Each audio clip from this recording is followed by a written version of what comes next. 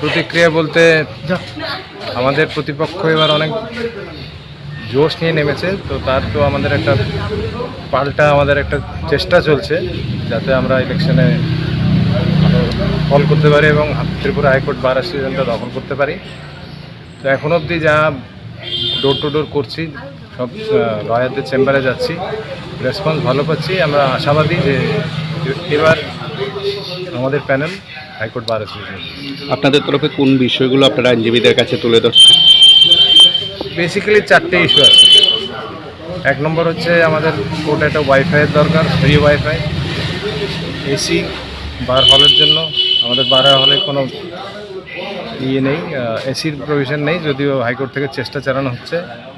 3 নম্বর হচ্ছে এটা জলের পরিশোধিত জলের একটা বন্দোবস্ত করা, আর একটা ছোটো ক্যান্টিন করা। এগুলো হচ্ছে প্রাথমিক পর্যায়ে। দ্বিতীয়ত হচ্ছে যে ভালো সফটওয়্যারগুলো লাগবে, কারণ প্রত্যেক দিন আইন চেঞ্জ হচ্ছে, সুপ্রিম কোর্ট এবং বিভিন্ন হাইকোর্ট। সেই আইনগুলো যাতে আমাদের বারের জুনিয়র লয়াররা, সিনিয়র লয়াররা যাতে ইমিডিয়েটলি পায় সেটা। 3 নম্বর হচ্ছে পর্যাপ্ত পরিমাণে আমাদের রিপোর্টেবল যে বইগুলো আছে, রিপোর্টেড কেসগুলো যেগুলো আছে, সেগুলো পর্যাপ্ত পরিমাণে যাতে উপলব্ধ থাকে বার অ্যাসোসিয়েশনে, সেটা হচ্ছে আমাদের চেষ্টা। আর অন্য কিছু সমস্যা আছে, যেমন ধরুন জুনিয়র লয়ারদের আমরা একটা চেষ্টা করব যে ওদের একটা স্টাইপেন্ড টাইপের একটা দেওয়ার। এরকম আরও বেশ কিছু ইস্যু আছে যেগুলো আইনজীবীদের হিতের জন্য।